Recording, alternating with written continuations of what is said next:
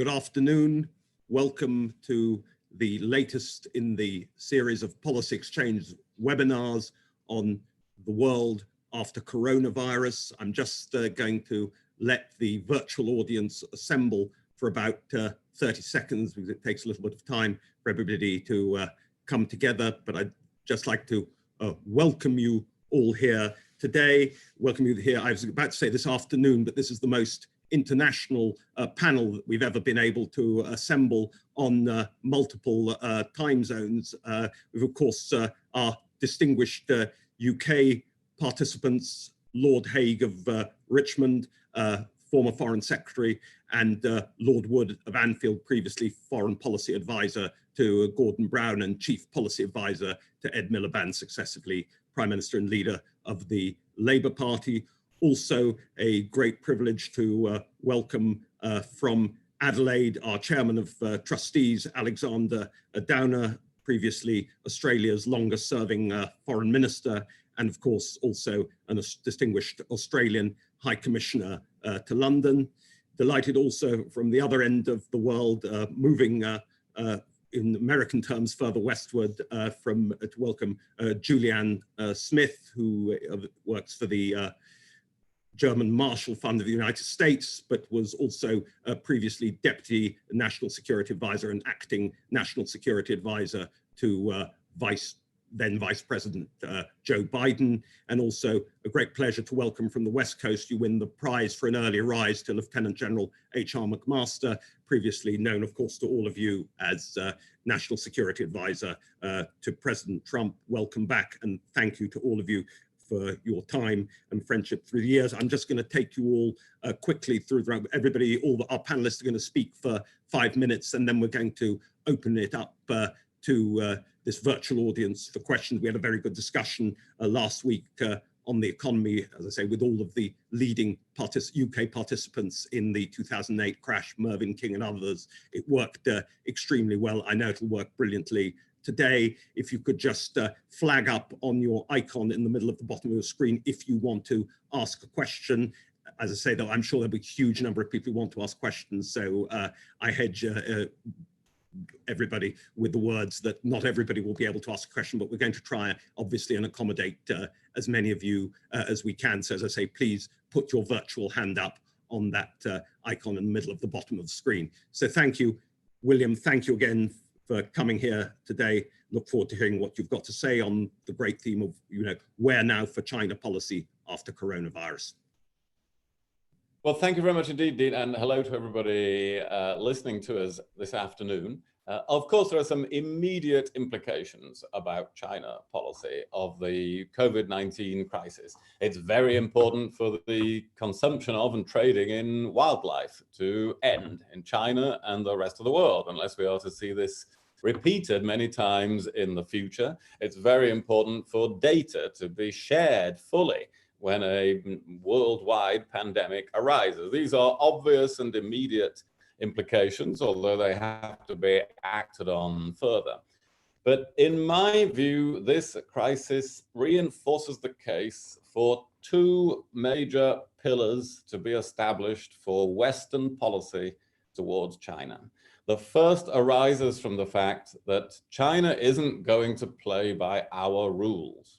And that means that we cannot possibly be strategically dependent on China in many respects, including on technology. But the other important pillar arises from the fact that we can't solve global problems without China. And global problems are some of our most pressing and obviously most existential. And indeed, the COVID-19 crisis is an example of such a dramatic world crisis. So we can't be dependent on China, but we can't be without a framework of cooperation with China. We have to make sure we're strategically independent, but we have to have a way of working with China. And so these, to me, are the two essential pillars of Western policy towards China. And it seems to me that the United States at the moment is pursuing the first, making sure we're not strategically dependent, without the second, to have the framework of global cooperation. And that many European countries are pursuing large parts of the second without the first. And the result is that the West overall is uncoordinated, incoherent, and ineffective on this subject. Another minute or two on each of these two pillars. Why is it so important not to be strategically dependent on China? Well, that's because clearly it has different politics, a different system, a different view of personal freedom and privacy, of political democracy, of business competition. For a while, I think we assumed earlier in this century that China would turn into a version of us, that it would become a great, a vast form of liberal democracy. Well, that hasn't happened. It isn't going to happen in the foreseeable future. So we can't be dependent on technology from China into the future. That the UK has been caught in a very difficult position on Huawei as a result of that. But we can't have supply chains that are dependent forever on China. That is exemplified by this current crisis. And we have to have regard to future technology and resources. All the argument about Huawei, but are we thinking about battery technology in the future? Here in the UK, we're preparing for an age of electric transportation. But which country is getting ahead with battery technology? China. And which country has state-owned enterprises that have been buying up the production of the necessary rare earths like cobalt and lithium in the world? China. And so our economic and environmental policy isn't in line with a security policy.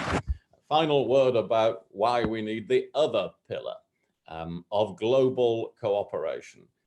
We can't solve any of the world's problems without China. The biggest of those problems is climate change. China produces 27% of the world's carbon emissions. There is no hope of dealing with this issue without China. Of course, this would require the United States to take responsibility and leadership in this area as well, in order for the two greatest emitters to come together on this. But really, Western policy should be based not only on being strategically independent of China, but on trying to advance global agreements on climate change, on other issues, on working together on other issues such as antibiotic resistance, that we're obviously reminded of by the current crisis, and then trying to champion together future arms control agreements, better work together on helping developing countries, and even in the longer term future, agreeing to make major technological advances available to the whole world so that we do not have to be in an arms race about them. Now, that may be an unrealistic vision at the moment, but it's something we should at least begin and at least attempt. So I hope that when G7 foreign ministers or any other group of foreign ministers or heads of government of Western countries meet together, they ought to focus their attention on these two pillars of policy towards China. Thank you. Chris, I'm muted. Thank you, William. Thank you for that presentation. Very gratefully received. Julianne Smith from Washington. Okay, thank you very much for the invitation. Just to follow up from those remarks, everything, I would certainly agree with everything that was just said.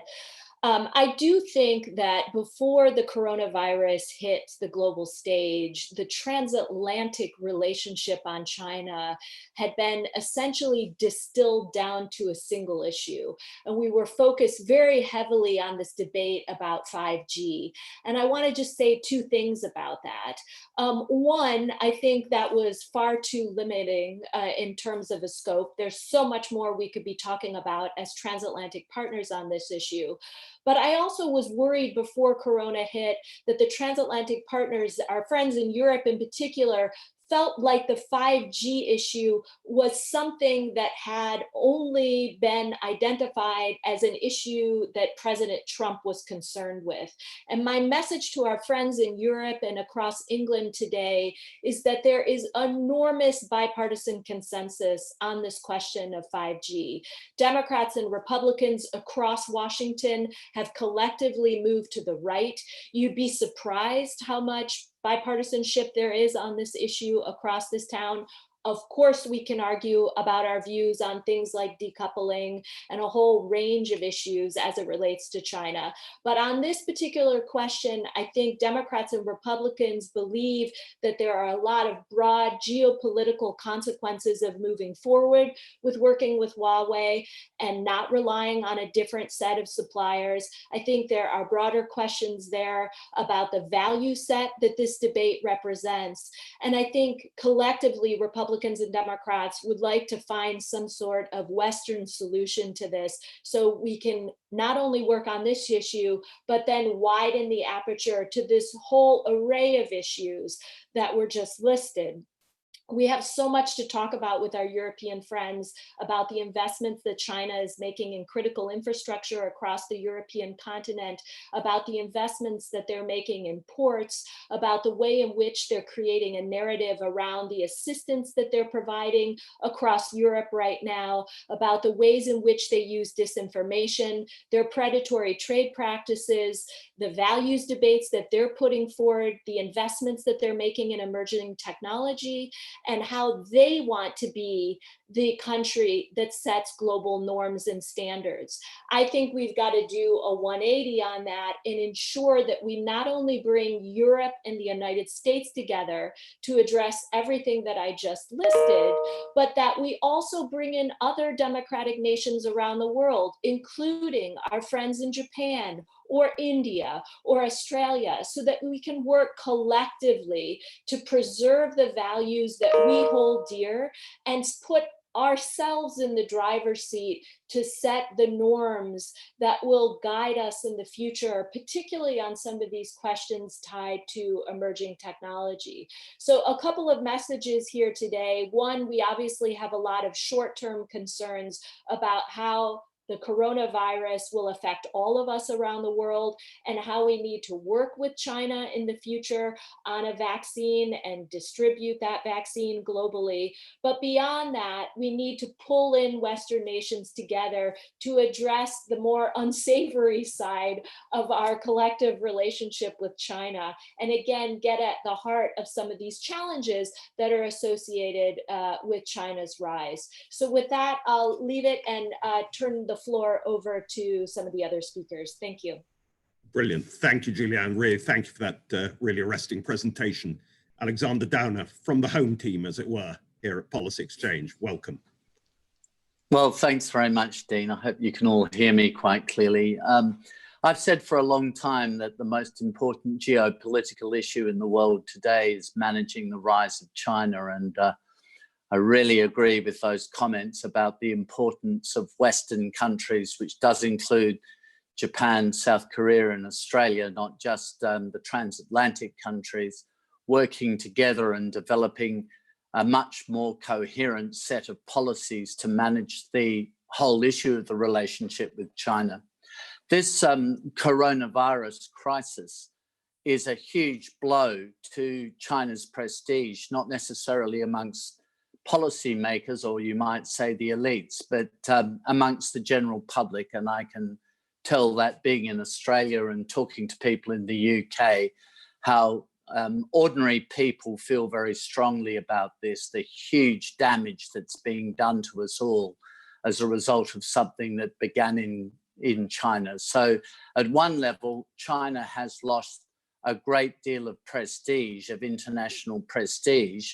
And the risk coming up from this is that the tensions which already existed, which we've heard about in relation to 5G, Huawei, and so on, and cybersecurity and the like, those, as South China Sea, those tensions are likely to rise, not fall, as a result of the coronavirus crisis, because the publics of our countries are understandably going to blame China once we get into the blame game a little bit down the track for what has happened to all of us. So we need to think about what we're going to do about this. I think that there are two things that we need to do. One is we really need to get to the heart of how this happened, and this is important to China and to China's standing in the world and to our capacity to collaborate effectively with China. There has to be a proper international investigation into how all of this happened. There is talk about wet markets. There's talk about the Wuhan Institute of Virology and whether this has come out of that institute, or whatever the cause of this outbreak of the coronavirus crisis, whatever the cause, we need to investigate and understand what it is so that it doesn't happen again. And I think this has to be done internationally. I don't think we can just leave it to the WHO. It has some problems with credibility as a result of public statements that it's been making in recent times, and the way it addressed the issue right from the beginning in December, January. I think this is something that needs to be managed at a broader global level, including with the WHO, but possibly even through the United Nations Security Council. There has to be a proper body set up that will, with the Chinese, which will investigate exactly how this happened, what the causes are, so that this doesn't recur. Because remember, when SARS erupted at the end of 2002, early 2003, that came from China as well, another coronavirus. So we don't want to see this happening anymore. We need to understand how it's happened. There needs to be a proper coordinated international approach to getting to the heart of this, working not against the Chinese, but working with the Chinese. It's not a case for cover up any longer here. And I think the second thing is that this reminds us all that we have to address our supply chain issues. I mean, William Hague made the very important point about battery technology and the dependence we have on China for lithium and cobalt, for the sort of basic ingredients for battery technology, but also for pharmaceuticals that we need. To what extent do we have the capacity to manage these things ourselves, and to what extent are we dependent not just on other countries, but dependent on China? So we have to reconsider our supply, the whole of our supply chains in reaction to this, to make sure that in the future they're a great deal more secure than they have been. I suppose the last point I'd make is this isn't an occasion for an outbreak, if we can contain it, of xenophobia, because as I said right at the beginning, this relationship with China is the most important geopolitical issue of our time. We have to work with China, but we have to make sure that we have a better and more coordinated Western approach to how we do manage that relationship with China. And our approach lacks leadership, it lacks coherence, and we have to start putting that approach together. And I think really starting off with an investigation into how this all happened, demanding that investigation take place, is a crucially important component of how we start not only to address the issue of coronavirus, but how we start to piece together a better and more coordinated relationship with China for the long term. Great stuff, Alexander.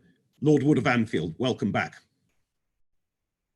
Thank you very much, Dean. Thank you. Can you hear me okay? Yeah, loud and clear. Great. Okay, let me start. I want to mention 4 things that are going to change about the world, it seems to me, and have relevance to our relationship with China as a result of the COVID crisis. And then one thing that is going to stay the same. The first thing is, I think this is an Easternizing moment. I think the recovery from the crisis will be led from China. And I think their role in the economic recovery in particular is going to make them more, not less, crucial for us all. Secondly, I think this is a sinophobic moment. I think there is a risk, at least, of anti-Chinese sentiment becoming a mainstream feature of UK and US and probably wider Western societies. Thirdly, it's a moment that's heightening dependence on technology. If you think about the character of the crisis and the lives we're going to have to lead in the next 2 or 3 years, maybe longer, it's going to make individual, commercial and government reliance on technology much more acute, and therefore the security concerns around those issues more sensitive. Fourthly, it's a hyper interdependence moment. The crisis is, in a sense, the great parable of interdependence, but the recovery from it is going to require way more cooperation between major powers, not less. Those are the four things that I think are changing. Here's the constant, though. China's, what you might think of as China's soft expansionist strategy, is going to remain strong. And if you believe, as I do, UK intelligence sources who've been briefing publicly the last few days, it's going to get more this for me. And this very much parallels what William Hague was saying. Firstly, we have to have a much more hard-headed approach on those issues where security interests dictate that we stand up more robustly. We have to be much more vocal on issues like the domestic repression, on security interests like Huawei, where I agree with William very much. We have to stop ourselves being intimidated by anxiety about possible economic revenge from Beijing in standing up on these issues. And I also very much endorse the recommendations of the Hoover report from last year on the steps we need to take to protect the integrity of domestic institutions, civil society institutions, educational institutions that have partnerships with China and take on Chinese liaisons. All that is good, but, and this is the second point, we must be really careful not to let that self-interested, robust approach bleed into an excessive, indiscriminate hawkishness. And to quote another letter from the Washington Post, the 80 experts last year who wrote into the Washington Post, they wrote, China is not an economic enemy or an existential national security threat that must be confronted in every sphere. China-West relations are not zero-sum in the way some people think, and we shouldn't force other countries to confront a zero-sum relationship between the West or the US and China. It's not a zero-sum choice that they would recognize. It's not clear that Chinese economic offers are going to be resisted if we force that offer. So 3 quick lessons from the economic sphere we need to learn, I think. One is we have to have a very hard-headed approach to Chinese financing of Western debt, the security dimensions of corporate engagement in the West, and trade, terms of trade. I'd like to see the West use the WTO to complain about Chinese practices much more rather than bypassing the WTO.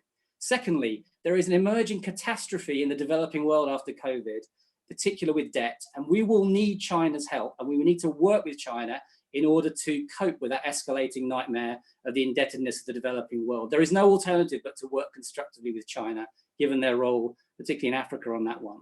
And lastly, again, a point from the Washington Post letter, I'll finish on this.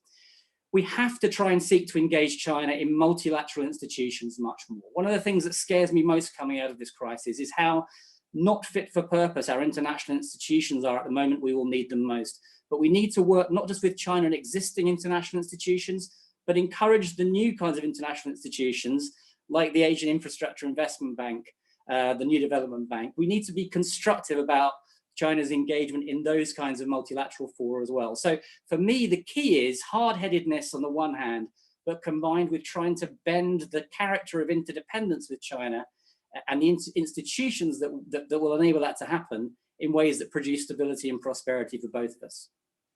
Brilliant, thank you. General McMaster, welcome back here. Thank you for your friendship through the years to us. We remember with pleasure your appearance on our platform in Washington with Sir Mark Sedwill, the only time the 2 holders of the National Security Advisor jobs in both the US and UK have appeared together ever on a public platform. Welcome back. Look forward to hearing what you have to say. Well, Dean, what a pleasure it is to be with you, and thank you for the tremendous work the Policy Exchange does, work that I've drawn on across my whole career, especially in that last job. It's really great analysis that you provide us with, and thank you for the privilege of being with such a distinguished panel to talk about a very, very important topic today.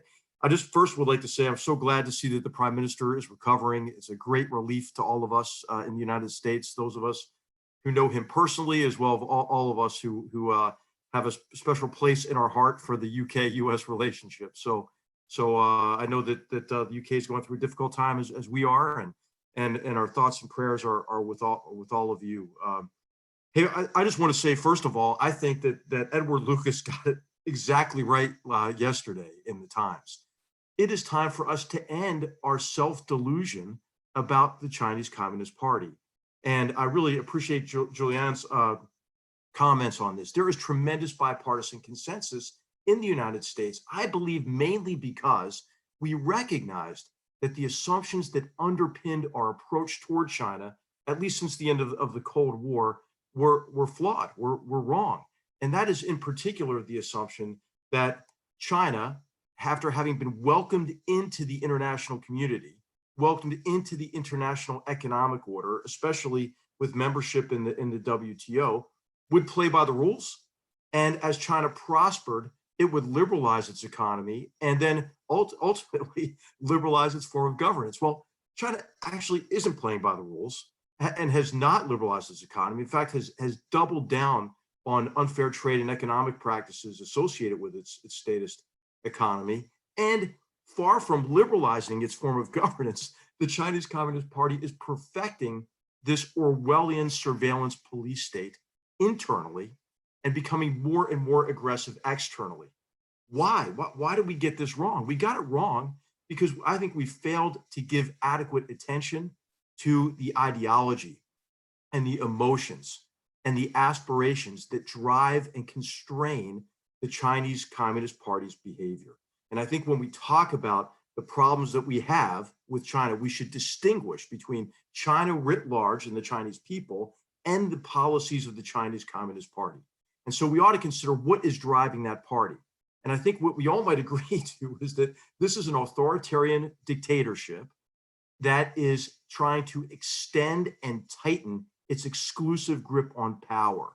And almost everything it does is driven by its desire to prevent any sort of opposition to the party and to prevent the Chinese people in having a say in how they're governed. And so we have to see the party in this light because it drives not only their internal policies, such as the internment of at least 1 million people in concentration camps in Xinjiang.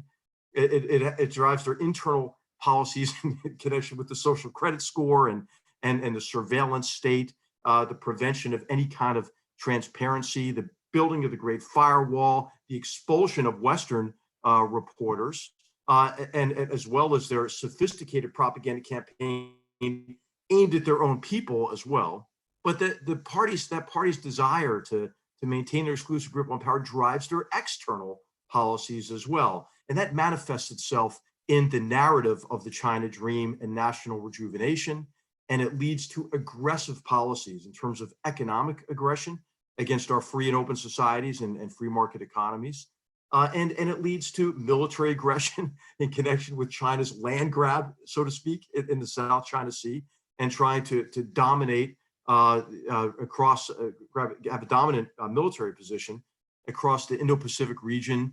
It has everything to do with also what China has done in connection with trying to take over global infrastructure associated with global logistics and supply chains, communications capabilities. I mean, why does China want to dominate in 5G hardware? So they can control the data that will be essential to the future data economy. And I think what we have to do is we have to recognize what is driving the party, and then not try to continue with this self-delusion that the party is going to somehow liberalize and play by the rules. I think the way that they mishandled this COVID crisis just highlights for us the nature of the Chinese Communist Party and ought to elicit from us an understanding of what motivates them and the nature of their strategy. I think we ought to think of their strategy as 3 C's. The first is co-option. This is co-opting us based on the lure of access to their market, co-opting weak nations with the debt trap, as you see under the One Belt, One Road initiative. And then once co-opted, to use that to use our own dream of what a cooperative relationship could be with China to coerce us, and that is such that we adhere to the policies of the Chinese Communist Party and we help them cover up their most egregious actions. This occurs in connection with the UK, the EU, and other countries, but it also occurs with our companies, right? Just ask the National Basketball Association or Marriott for that matter. I mean, the expectation of the Chinese Communist Party is that we will adhere to their policies and aid and abet them. And the third C in this strategy, I think, and their approach is concealment.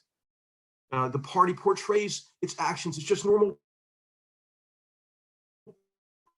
practices. Well, I think it's time for us to end this. And so what I think we have to do is recognize that these three strategies, that the sub-strategies that the party is pursuing, made in China 2025, to gain a dominant position in the emerging global economy and to gain a differential advantage over the United States, the UK, NATO, Japan militarily, is going to continue. And we're going to see, I think, an intensified campaign of industrial espionage, as we've already seen.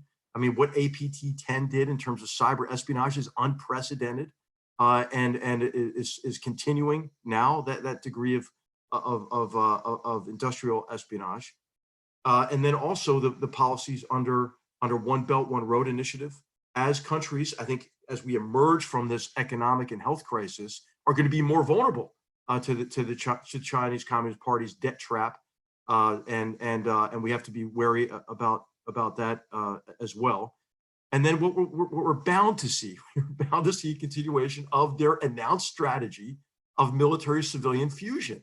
And so, how can it be that any free and open society would let a Chinese company, which must act as an arm of the Chinese Communist Party, into your communications infrastructure? I mean, I just don't see how it makes sense. Do we expect the Chinese Communist Party to treat us better than they treat their own citizens? I think that's an unrealistic expectation. So I think what I would add to Lord Haig's comments, insightful, important comments, is that I would add a third pillar, and that would be competition.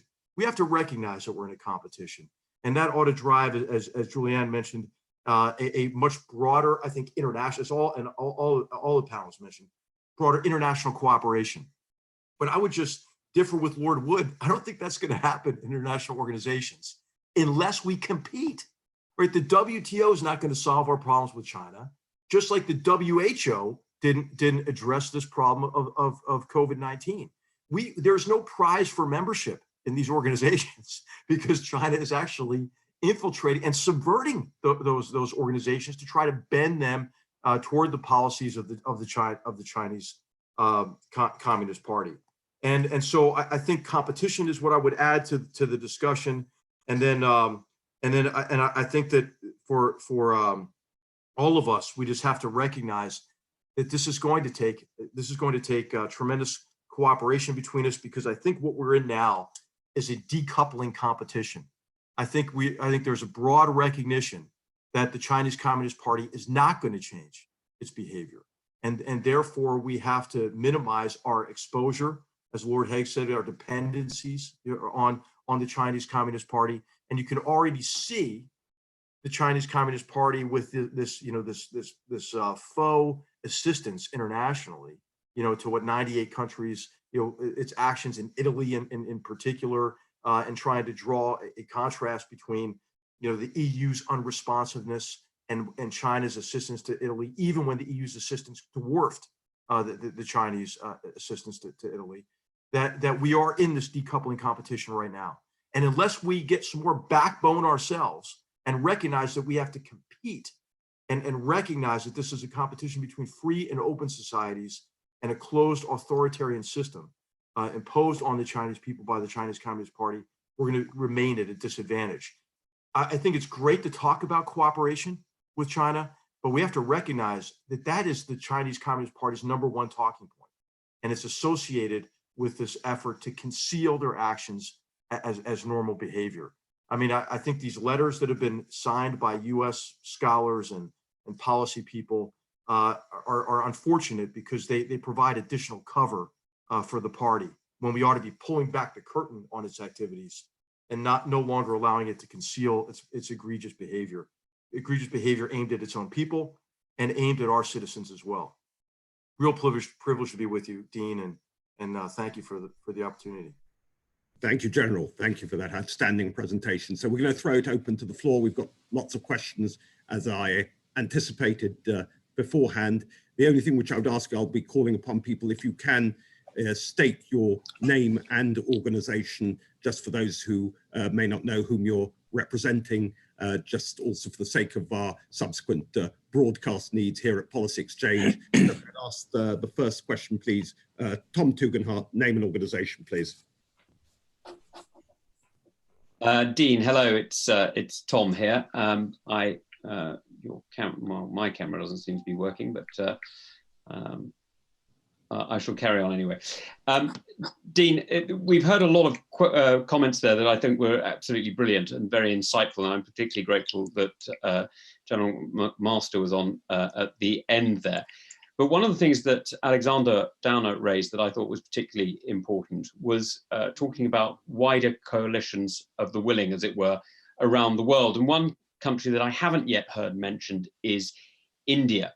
Because of course, as we're putting ourselves under greater pressure by seeking to decouple from China, looking at how we can cooperate with India in order to make sure that we have at least the other major international power cooperating in reinforcing the international order would seem like a sensible thing to do. Would there be any appetite, do you think, to, for example, look at a P6 instead of a P5 on the UN, recognizing India's more important role? And would there be any way in which we could look at seeing whether India's own relationship with China, difficult as it is, could be used to enhance the position of international democracies rather than international autocracies? Julianne Smith, you head the Asia program at German Marshall Fund. Obviously, it's been on your beat as a former advisor to then Vice President Biden. Your thoughts?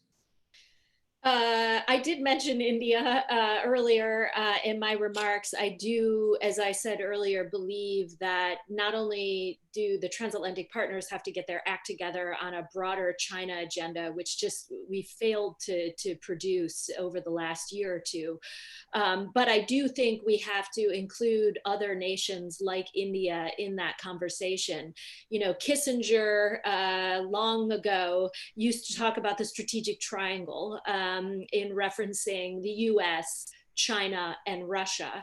And today, as we find ourselves in this era of great power competition, as was outlined in President Trump's national security strategy, I think now we have to think more in terms of almost a strategic hexagon, so that we've got we're competing with Russia and China, and the US is there, but we've got to anchor Western views and Western approaches on everything from trade to connectivity with other nations such as Japan, Europe broadly defined, and India. And I think if we use that mindset going forward, we can come together to unite in some of these international institutions where China is trying to reshape global norms and reshape the institutions themselves. I think that way we can all strengthen our collective hand, again, on a wide range of issues that span everything from soft power to hard power. Brilliant, thank you. William, as Foreign Secretary, you were part of the initiation of a new strategic relationship with India back in 2010. Your thoughts? Obviously, you've got much experience there. Yes, well, Tom is making a very important, typically making a very important point here, and India is a very important strategic counterweight to China. It's a complex issue, of course, because a close strategic relationship with India creates complications with Pakistan, which in turn creates issues about Afghanistan. And so that is a whole subject that's probably too much for us to go into now. But an additional point to that is India isn't going to be a visible tool of Western foreign policy. There's a lot of commonality of interest. So I think the way Julianne put it, I think, is very important. And on the question about can there be a P6 on the Security Council instead of a P5 with India on the Security Council, it is British policy, as Tom knows, to have India as a permanent member of the Security Council. But I can't tell you what it's like to, well, I'll try to tell you what it's like to discuss with Chinese leaders having India on the Security Council of the United Nations. It is not a productive discussion. Having India or Japan on the Security Council you soon discover this is a very long-term project in China's view. And of course, it would require the agreement of all the permanent members for the Security Council to be expanded. So I think that kind of reform of the Security Council is not available in the foreseeable future. But yes, India is a very important strategic counterweight to China. Alexander.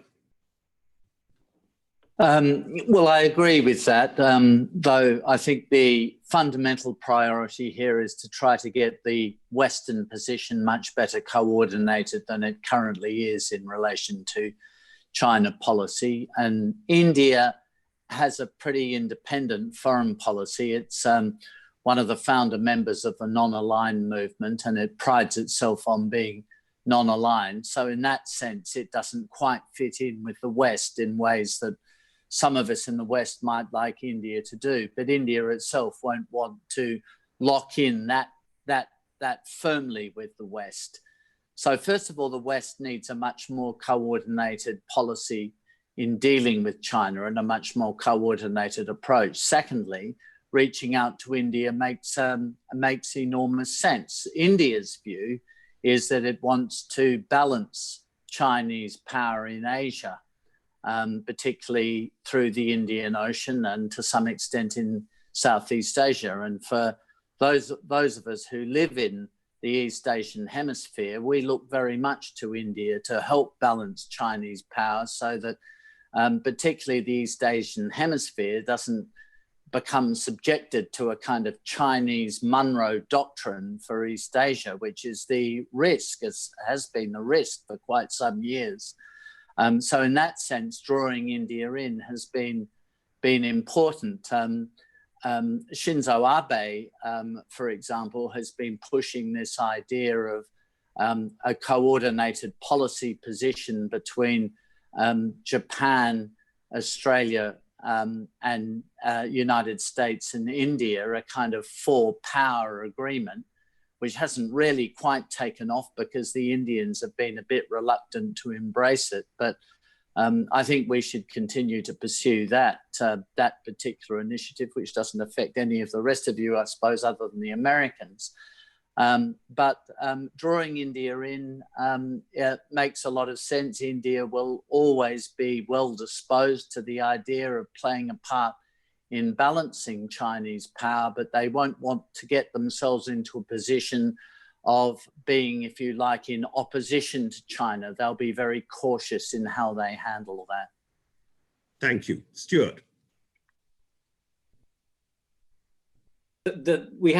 Engaging India is important, but it's always got to be tentative, precisely for the reasons Alexander and William said, because of the non-alignment principle in their foreign policy, and because of the fact that, well, I think the reform of the Security Council is more totemic, really, than something that's going to fundamentally change the balance of power in a way that would advantage India over China. So, and it's not going to happen anyway, as William said. So I think yes, to Tom's question, it's an important point, but it's got to be strengthening India and relations with India in a soft economic way, rather than in any sort of fundamental foreign policy shift that is overt and which is not going to happen. Thank you. General. Well, thanks to Tom for that question. I think what we can do certainly is all work together with India to help India succeed. The world needs India to succeed for a whole range of issues, including balancing against China, but also on key transnational issues, like climate change and environmental issues. Of course, India faces daunting challenges, right, associated with the scale of any of its problems, including carbon emissions and climate change and the environment, food and water security, and of course this problem set associated with sectarian tensions now with increasingly nationalist policies of the BJP. So I think it's going to take diplomatic engagement, continued economic cooperation, but I think this ought to be a top priority for the United States and like-minded countries, is to work with India on the range of India's challenges, because the world needs India to succeed as a free and open democratic country and as a free market economic system. Economically, there are a lot of policies that India has in place that are protectionist. I think we ought to, if we talk about free trade and and free, fair, reciprocal trade. We ought to bring India into closer integration, better integration into the international economy. And just on issues like climate, I mean, I think we have to call China out on this as well. China and India could destroy the planet, right? If they don't reduce carbon emissions. Before the COVID crisis, Xi Jinping couldn't give a speech without saying, climate and environment, 19 times, as they're building, hundreds of coal-fired plants, for example. So I think I think India has to succeed. We ought to really focus on India, because we have to counter China, but also for us to counter China, we have to get better ourselves. And I think this is in areas of technological innovation, areas of education, infrastructure development. And the one thing I'll just say quickly on international cooperation, we do tend to engage in a bit of self-flagellation, right? And it seems like we are much happier to criticize ourselves than we are the Chinese Communist Party. I think that there's a heck of a lot more international cooperation on China going on than we give ourselves credit for, right? So on industrial espionage, December of 2018, I think 15 countries simultaneously took action against APT-10 with indictments and sanctions. We have all sorts of infrastructure investment initiatives going on with like-minded countries, including the UK, the EU, Japan, Australia, to provide standards for infrastructure investment internationally, and to have an alternative to the vanguard, the new vanguard of the Chinese Communist Party, which are party officials and national bank officials with duffel bags of cash arriving, to solicit business in corrupt countries, and from a military perspective as well. The international cooperation in the South China Sea has been extraordinary with the UK, Australia, Japan, France. So I think that we need to build on international cooperation that's already ongoing to confront the policies of the Chinese Communist Party, and at the same time we have to look at ourselves to strengthen ourselves. And India, I think, ought to be a focal point of helping India succeed. Thank you for that. Harry has asked to ask a question. If you can give your full name and organization. We can't hear you. Hello, can you hear me now? Yes, name and organization, please. Harry Cole from the Mail on Sunday. Thank you, Dean. Just quickly, can I say this format is tremendous and very useful to us confined to working from home. Thank you. I wanted to go back to what Lord Hague said at the top about using the G7, but at the same time accepting that China is not playing by the international community's rules. What happens in the next 12 to 24 months if China continues not to engage with the root causes of this terrible virus as it currently is? For example, with Mr. Downer's suggestion that we use the UN Security Council, say China immediately veto that probe. What stick does the international community currently have in the face of such a vast power? And the G7 used to be the G8. At what point does it have to become the G6? William. Right, I'm not sure about the point about the China isn't in the G7, so the G6 doesn't arise, I don't think. But what is the stick? That we don't have that much of a stick. Alex Downer made a very telling point about how good it would be to have an international investigation, and that, of course, in a world with real global governance, that is what we would have, most definitely. However, can any of us see China agreeing to and permitting an international investigation into what's happened here?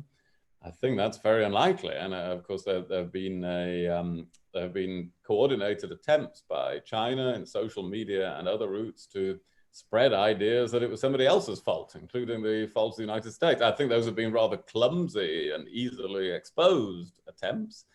Well, that's not the behavior of a country that is going to allow an international investigation. Nevertheless, you can also see that the Chinese have a very good idea about what's caused it. Why are they making new laws that you should not be able to trade or consume illegal wildlife in their markets anymore? Because they know full well what the most likely explanation for this has been. And so I think there isn't a stick to force those things. It reinforces the point that there has to be some framework of global cooperation. And we should be saying to China, as well as having the hard-headed approach that I think everybody, all of us have advocated, we should be saying we need to cooperate more closely on these things in the future. Let us have an international pandemic unit that is spearheaded by the United States and China. Let Western countries and China work on antibiotic resistance together.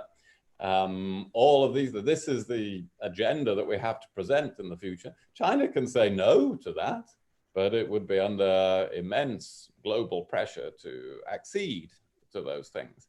So I think we have to be realistic about, sadly, about an internationally agreed investigation and find new ways forward for the future.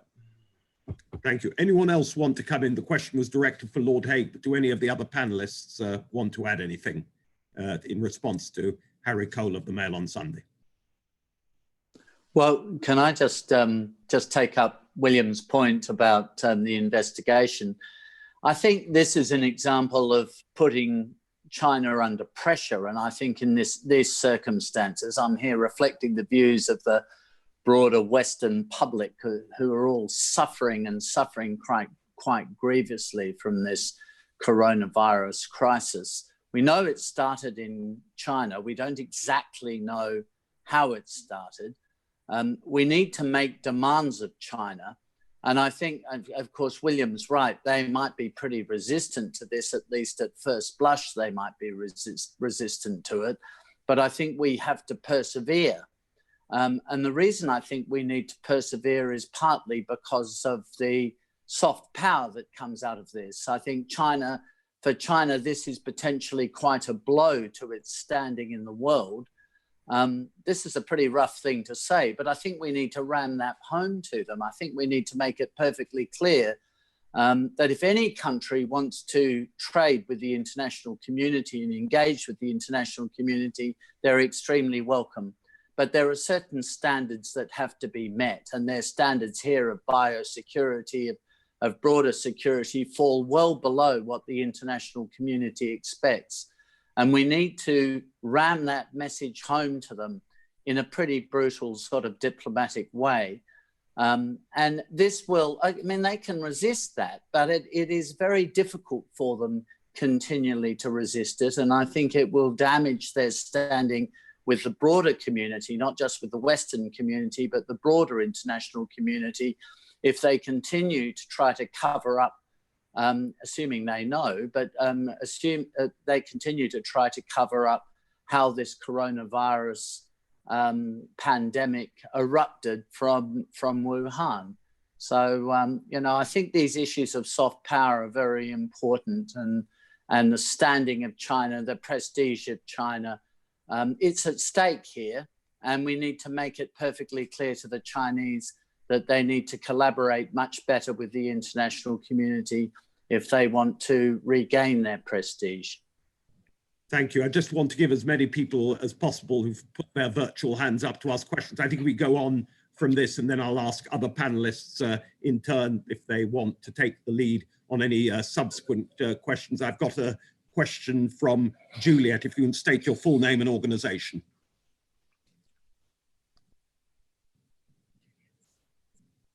Juliet?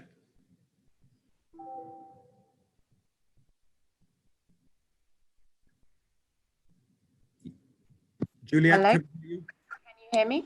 Yes, and full name and organization, please. Juliet Samuel, I'm a columnist with The Telegraph and also a fellow at Policy Exchange. So 2 quick points. We know that China tried to cover up the start of the epidemic. To what degree is China telling the truth now about having controlled it? There's been some anonymous briefing and pictures of huge stocks of urns suggesting they aren't. But on the other hand, I at least can't find a scientist who thinks that the data they're getting doesn't match up. The second point is, will China necessarily lose from this? Alexander Downey mentioned it's a blow to prestige, but on the other hand, just anecdotally, knowing a few people in Italy, China's image has completely changed in a very positive way.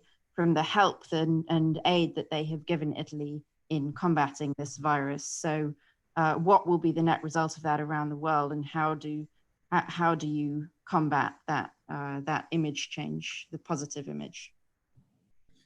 General. Well, I think this goes back to the point just of competition. We have to recognize it is a competition, and we have to really confront these unfair and despicable practices of propaganda, disinformation aimed at the West. I mean, using the Chinese foreign ministry to propagate this this conspiracy theory, this lie, that the first of all the American military had done it, but then also there was a subsequent conspiracy theory that it originated in Italy as well. I think that the Chinese Communist Party has set themselves up, I think, for a significant blowback. I think we ought to not be too, pessimistic about this. But what we have to do is we have to recognize that this is a competition, and stop covering up for the Chinese Communist Party. Competition should not foreclose on cooperation on key tasks, but this language of cooperation that we have adopted, I think, tends to be seen as self-criticism and as cover for the Chinese Communist Party's story here, and to reinforce their story. The same thing with this idea of there being a xenophobia. I think we have to counter that by maximizing positive interactions with the Chinese people and those entities we can find that don't act as an extension of the Chinese Communist Party. I think more Chinese students, for example, is a good thing in the West, and we ought to ensure they have the most positive experience they can have, as long as we also have some defenses in connection with sensitive research and that sort of thing. But to answer Julia's question, I think that we can counter, I think, what has been a very clumsy effort to use a crisis they had an aid in creating through not only just the conditions within China, but the deception about it, the suppression of doctors who were trying to tell the truth, and the shutting down of internal travel before international travel. I believe all this will blow back on it once we get beyond what has got to be on the Chinese Communist Party. Once we get beyond what we ought to be preoccupied with, I think, which is getting through this crisis ourselves. Thank you. Julianne.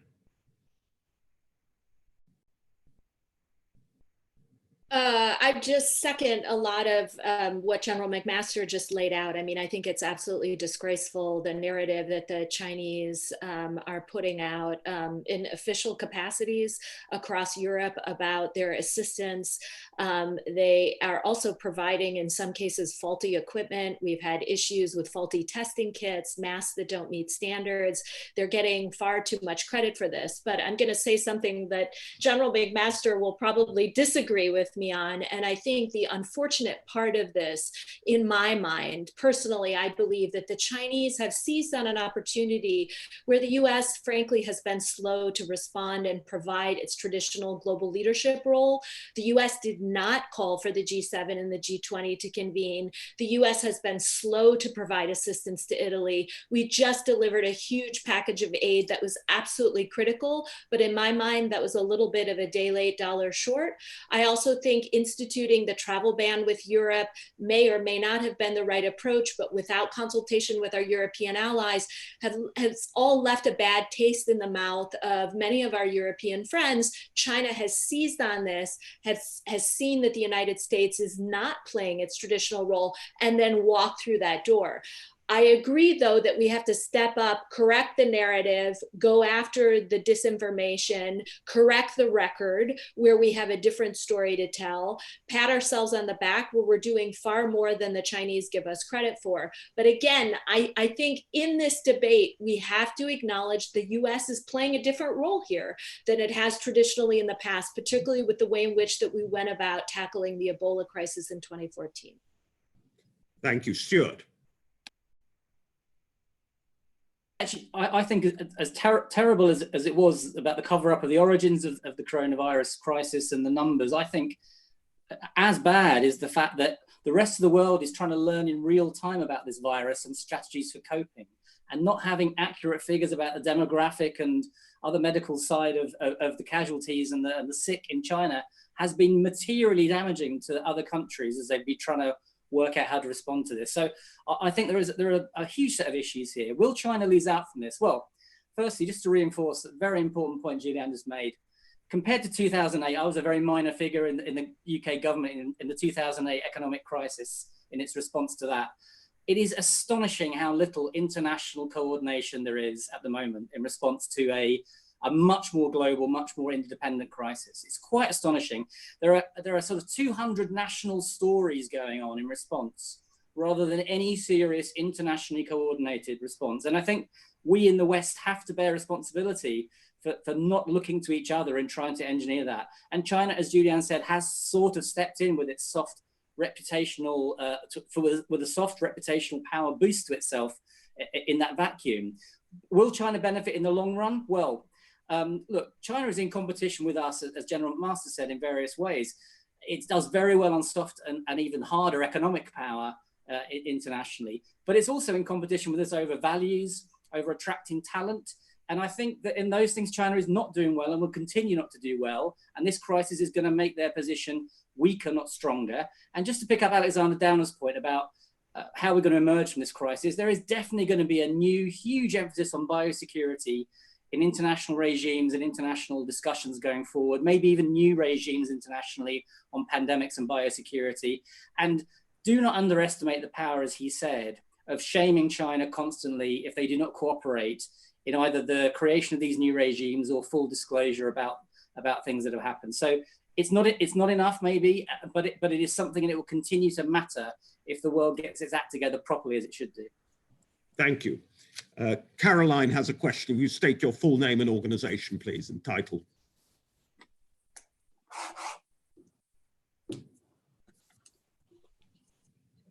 You're on mute. If you can demute yourself, please, so we can hear you. Caroline?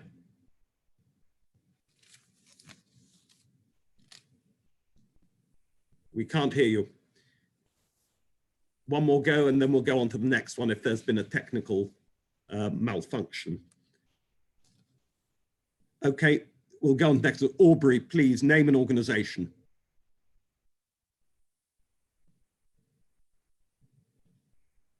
You're on mute as well.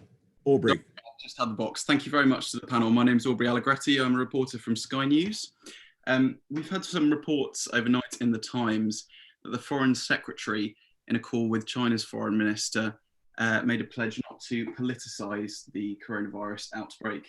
This was from a readout from the Chinese embassy in London that said that he promised and fully agreed with China that the source of the virus is a scientific issue that requires professional and science-based assessment, which would obviously run contrary to some of the views that we've heard in this conversation, that we do know where it originated, if not exactly how.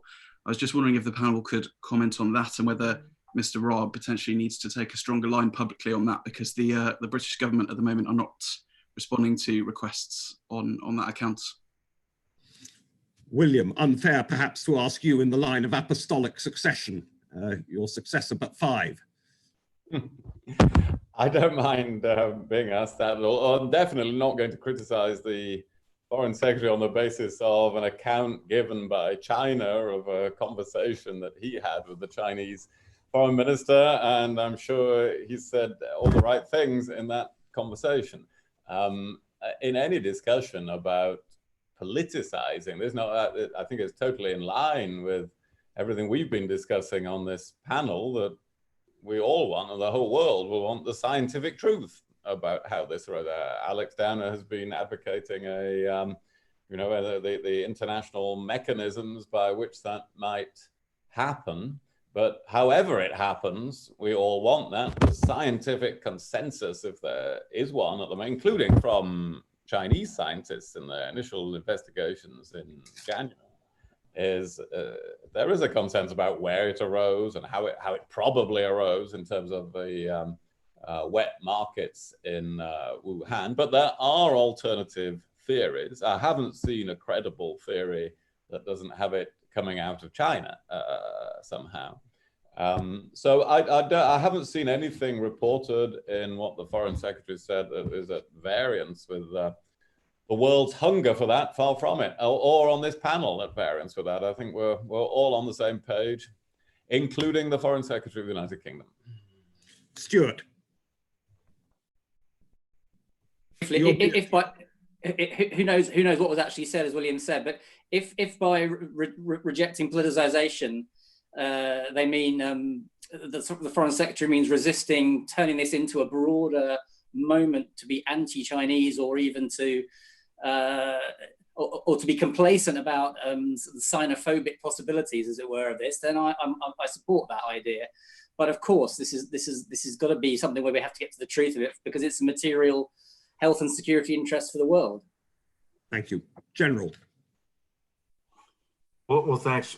I think I mean this is to be expected, right? I think Karl von Clausewitz, the Prussian philosopher of war, 19th century philosopher of war, said that war is an extension of politics. I think we're learning that, at least to some extent, pandemics are an extension of politics as well.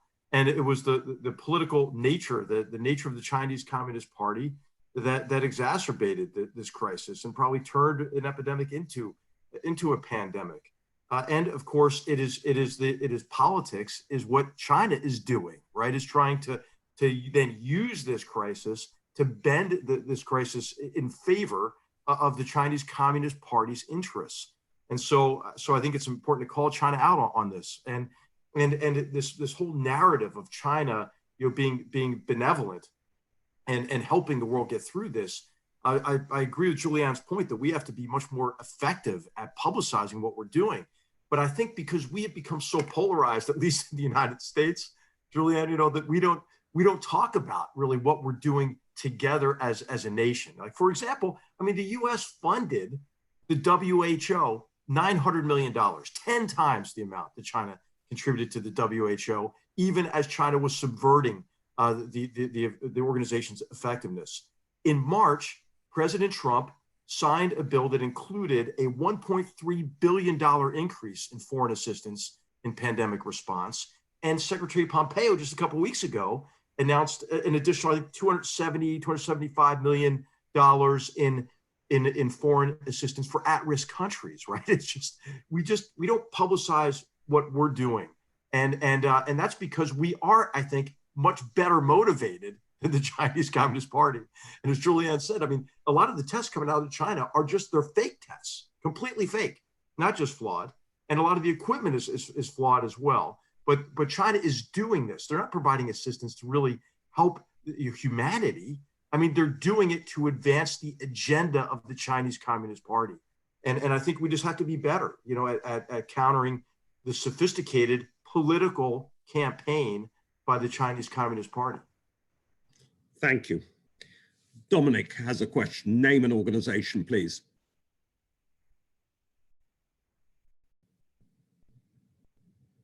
Can you demute yourself? Can you hear me? We hear you now. Name and organization. Dominic Lawson, columnist on the Sunday Times and the Daily Mail. First of all, Dean, congratulations. It's a wonderful event and very educative for all of us.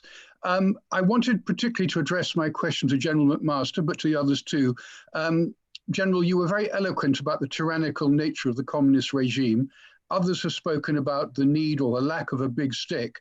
What do you say to recognizing the democratic, free and independent country of Taiwan? Well, I think that there's no need for us to go beyond the Taiwan Relations Act. What we should do, though, as fellow free and open societies, like-minded countries, ought to reject the coercive campaign by the Chinese Communist Party to isolate Taiwan and to increase pressure and to coerce Taiwan. We've seen this play out in connection with this crisis, right? We saw how effectively Taiwan was able to respond to this crisis. And I think Taiwan is appearing as a greater threat to the Chinese Communist Party because you have this successful, the successful democratic government that dealt very effectively with this crisis, that just went through an election that the Chinese Communist Party tried to skew in its favor and was rejected completely. And I think the biggest threat to the Chinese Communist Party is, of course, there are some people who try to say, well, the Chinese people are not disposed culturally toward wanting a say in how they're governed. Well, of course, that's absolutely not the case when you look at Taiwan or at Hong Kong for that matter. And so I think Taiwan needs and deserves international support now critically. And we've already seen some troubling signs of China responding to the in the wake of this crisis with a greater coercive stance toward Taiwan militarily, more violations of Taiwanese airspace in recent days and weeks, for example. So I think we all ought to help Taiwan be as strong as it can economically, and of course, consistent with the Taiwan Relations Act and U.S. policy. To be able to defend itself, to ensure that China is deterred against any kind of a violation of any of the agreement, and is deterred by denial, concluding it can't accomplish its objectives on Taiwan through the use of force. Terrific. We've just got time for one last question. Just want to give a chance. Patricia, name and organization. Can you demute yourself? Can you hear me now? Yes. Great. Name and organization, please. Previously chair of Ofcom, worked for the BBC for a long time, trustee of Policy Exchange. Very powerful stuff about China's propaganda and disinformation. With Germany and France distracted by EU problems, inevitably, the UK is going to have to take a leadership role for Europe in terms of Western values in the post-pandemic global order. How can we best mobilize some of our traditional strengths in cultural institutions? I'm thinking of our universities, the BBC, the British Council, and so on, in a fast, focused, and effective way to support Lord Haigue's two pillars. Julianne, you've got to go, I know. I just wonder, we want to come in one last time there. Anything just more broadly, because cultural pillars have been under attack in the US as well, as has been alleged from the challenge of China. So that was the person I'm speaking to. The General. Can you hear me? Yes, I can hear you, but I can also hear Patricia, and I think she's interested. I think, did she direct this at General McMaster? I didn't hear her. Oh, okay. I thought she'd finished. Patricia, did you finish? Did you direct the question at General McMaster?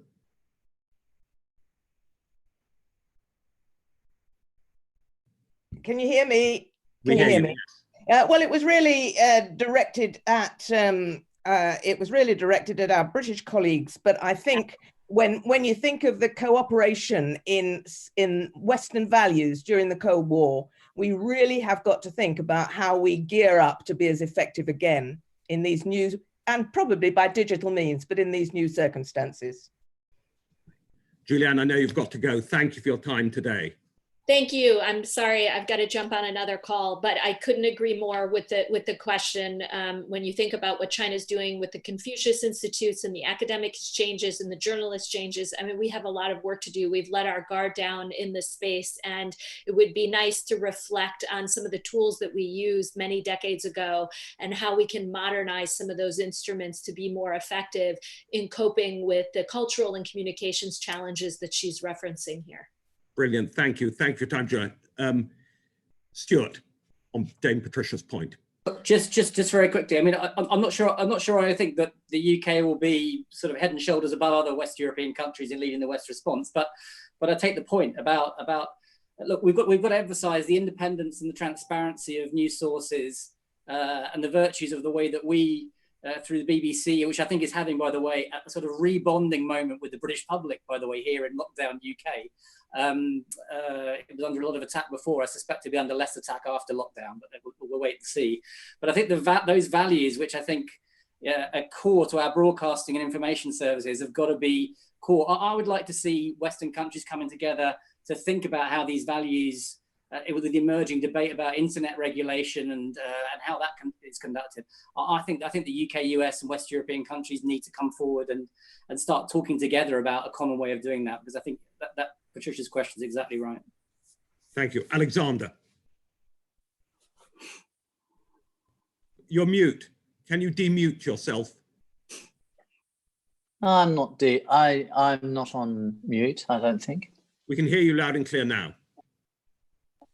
Okay. Britain has these institutions, but it has something else going for it. Speaking here from Australia as a sort of an outsider, albeit as the chairman of Policy Exchange, it has a prime minister who himself has great standing in the world. And I think this is an opportunity which Britain should take, of providing real leadership to the West in dealing with this problem. And then the Prime Minister's had his own personal experience of coronavirus.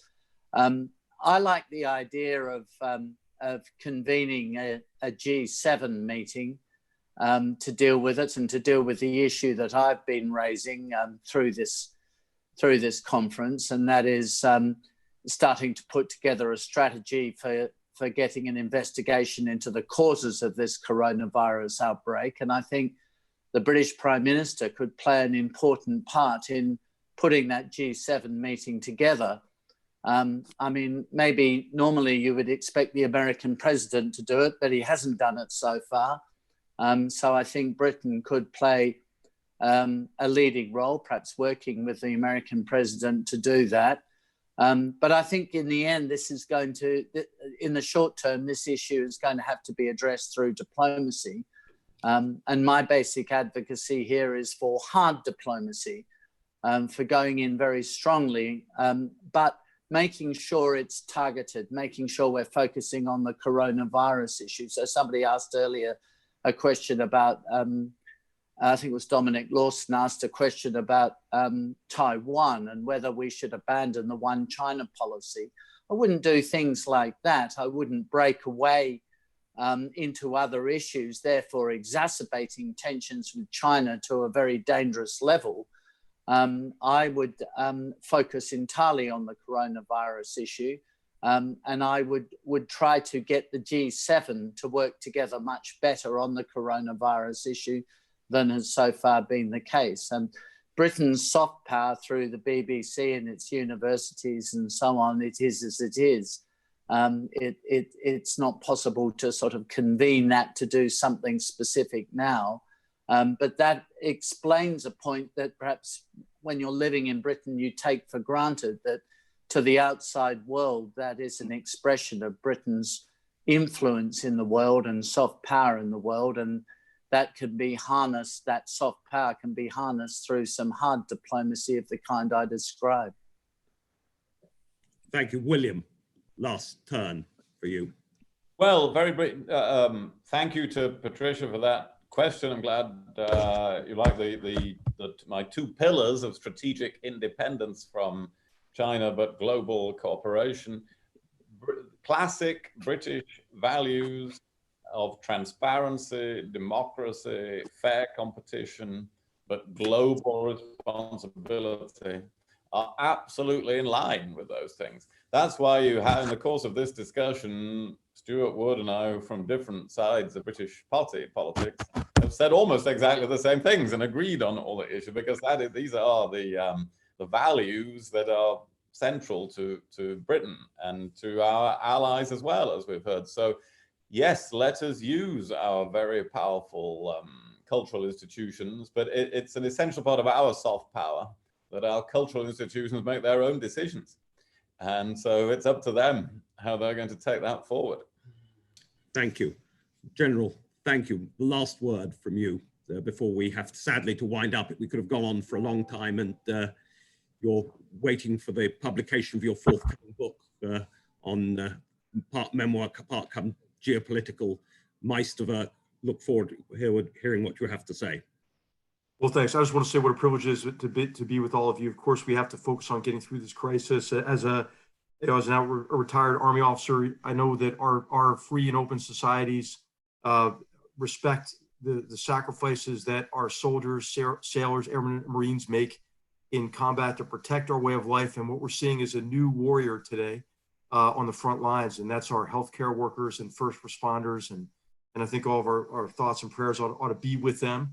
as we get through this crisis. But as I just want to congratulate you, Dean, for putting this together. It's not too early to think about, what are the geostrategic, geopolitical, geoeconomic implications of this crisis. And as I mentioned earlier, I agree with everything the panelists said, except I would just add the dimension of competition, which I don't think forecloses on cooperation. And every chance we can get, I think to answer the last question as well about what we can do is we can call out the practices of the Chinese Communist Party and then deny the party the ability to place our criticism of its policies and its aggression against its own people and against us, to try to mask that by saying that this is some sort of xenophobic response. It's not. Okay, this is a response that's, I think, required for us to be able to counter this aggression by the Chinese Communist Party. So what a great privilege it is to be with all of you, and thanks again, Dean. Thank you, General. Thank you to our brilliant panel today. As I say, it's part of our mission to bring analysis, discussion of the most important issues on the national and international table at the moment, particularly, as I say, post-coronavirus and the key inflection point that this tragically is. Look forward to welcoming all of our panelists back, and we'll be back shortly to all of you, all of our guests, with our next panel event. As I say, I'll certainly make sure that those who've not had a chance to ask a question on this occasion will be get a chance next time. And if anyone wants to ask any further questions to transmit to any of our panelists, we'll be very glad to do so. Please contact us by email. So thank you, over and out, and look forward to welcoming you all back again very soon. Good night.